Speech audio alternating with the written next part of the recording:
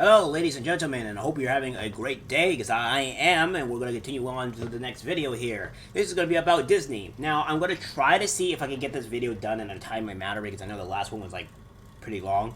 But at the end of the day, I kind of want to be able to go over kind of everything with this that's in this article here, or with these both articles, because it kind of explains on what's happening to Disney right now, and what Disney might actually be in trouble if they don't clean up their act. So, without further ado, I'll get right on to the article. So this video is not super long. I'll try my best here.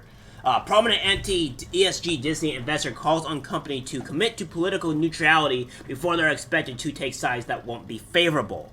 All right, so that doesn't seem very good for Disney. It seems like it seems like one of the investors may actually pull out of Disney if they don't start becoming more political neutral, which I think should be a thing. Honestly, I want Disney to fall into oblivion, but I digress.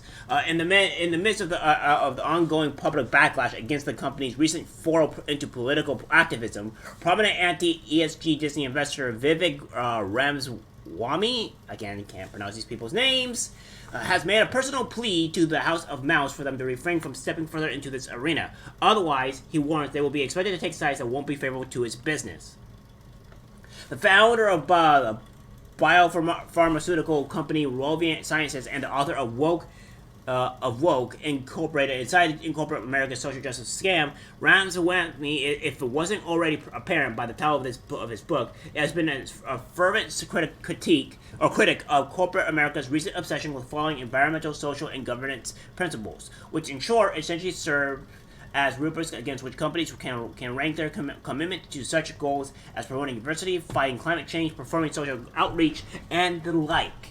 On September 19th, speaking as a representative of his recently co-founded Stripe Asset Management and those investors who thought through his firm have some level of stake in the entertainment company, Ramaswamy issued a formal letter to Disney CEO Bob Chapek asking him to take corrective action in the face of unprecedented public approval ratings collapse following the company's public embrace of controversial political positions in deference to social activists.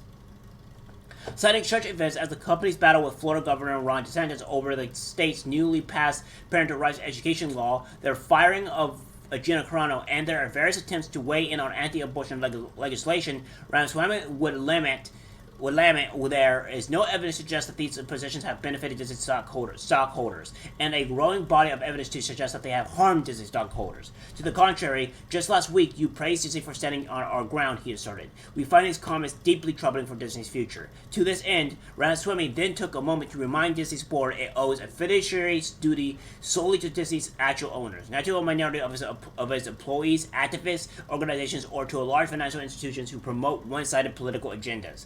In 2022, the three largest passive asset managers in the world, BlackRock, State Street, and Vanguard, were Disney's top three shareholders. He detailed. By contrast, the actual owners of Disney are not BlackRock, State Street, Vanguard, or for that matter, Stripe.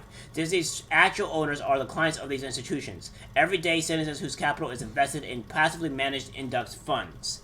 You owe a fiduciary duty to the actual owners of Disney, not to be institutions who claim to represent them, the investor declared. There is strong reason to believe that these large asset managers are not acting with their clients' best interests in mind. Like Disney's customers and Americans generally, Disney's shareholders are not monotonically progressive, he continued. Thus, even if these investors wanted their capital to be used for political purposes, and most do not all of them would agree with the positions Disney chose to adopt. With all this said, Ramaswamy called on Disney to focus on delivering an excellent customer experience without repeating the mistakes of its recent past, and made clear that it will no longer take political stances on issues unrelated to its core business operations. The company must make clear that it will hold firm to its promise, that it will not waver no matter how important a particular social cause is to Disney's employees or its followers on Twitter, he said. While we defer to management on the best way to achieve this goal, our view is that such change will only be possible if Disney formally updates its corporate policy to adopt a position of neutrality ex ante. Such corporate policy would appropriately immunize Disney from criticism either from its liberal constituents or its conservative ones. Disney must act now. The entrepreneur asserted if Disney continues speaking out on political issues that do not affect its business, it will face even greater pressure to act when they do. And the sites Disney will be expected to take won't be the ones that are favorable to its business.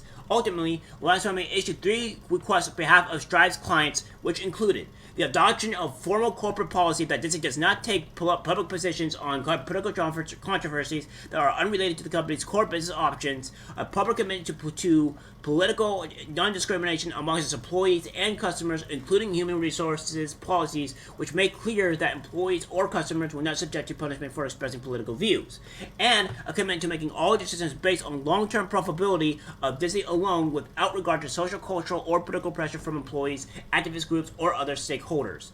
As for comment and response to Ryan's message, Disney spokesman told the Wall Street Journal that we listen to the shareholders' perspectives. Disney is actually in massive trouble. This is a warning sign to Disney right here. This is a legitimate warning sign, because what we see here is that this investor and maybe potentially other investors are really not liking on what's happening with Disney, because they're not doing well. And I'll have another article here showing that Disney is not being very favorable. It's because when you try to launch this far left crazy ideological stuff onto people, which I don't think the majority of the far left realize this, that majority of people don't like this garbage. The only difference is that a lot of people are not under the political sphere. They're out working, trying to put food on the table, trying to live life. That's what majority of people do.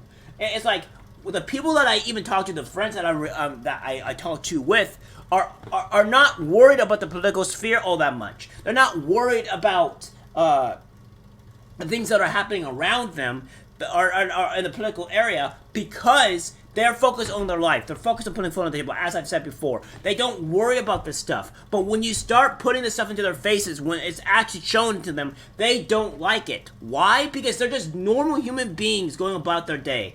And this is a huge threat to Disney.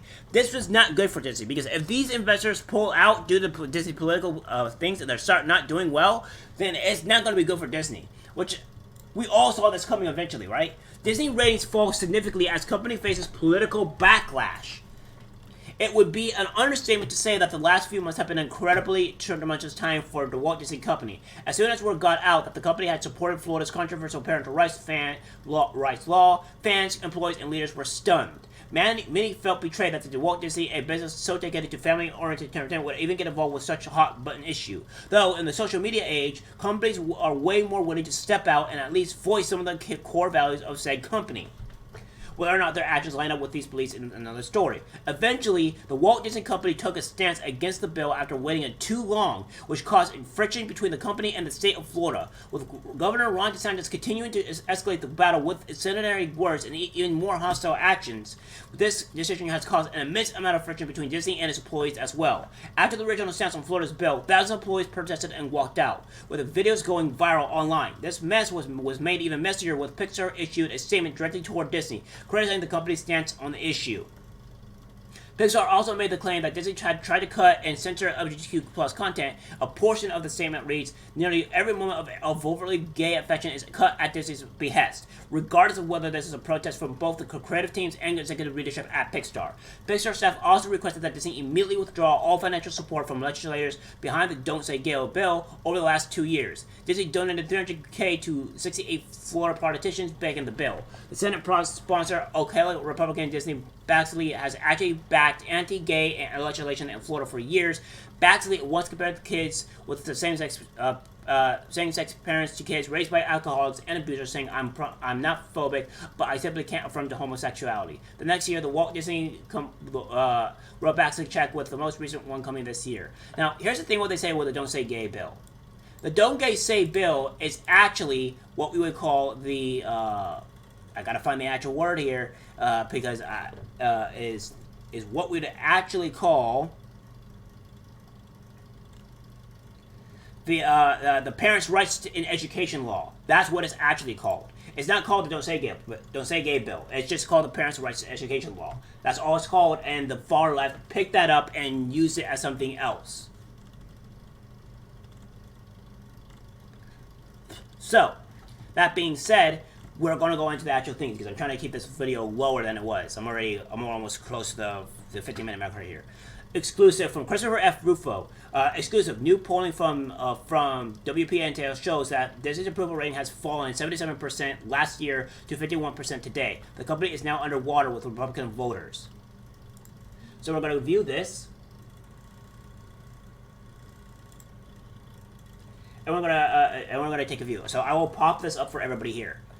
So we have registered voters, total percent favorable 51%, total unfavorable 27, Republicans 37, total unfavorable 44, total favorable for independents is 47, total unfavorable 29, Democrats 69% for total favorable and unfavorable 13%. So they're not doing so hot here. Now, if we go down to the other one here, by comparison, other tech and internet firms that compete with Disney, such as Netflix, Amazon, Apple, and Google, have approval ratings mostly in the 80s. So we'll go here. This is actually, you guys actually can see everything here, so I will pop this up, but you guys can actually see everything here. No, you can't actually, so I will pop this up, never mind.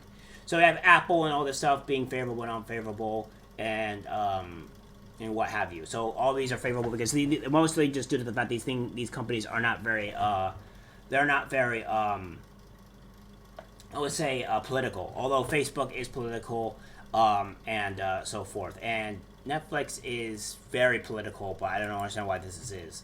But as you can see here, they're not really in the unfavorable market. So Disney is not having a very good time here, and I think Disney here at the mostly at the end of the day is going to have a huge problem, and if they don't start backing up on what they start getting away from the politics and stuff and start just great good content, they're going to be screwed maybe in the next few years, and I can't wait to see it. Alright guys, that's it for the video. Like, subscribe, share, and I'll see you in the next one. Take care.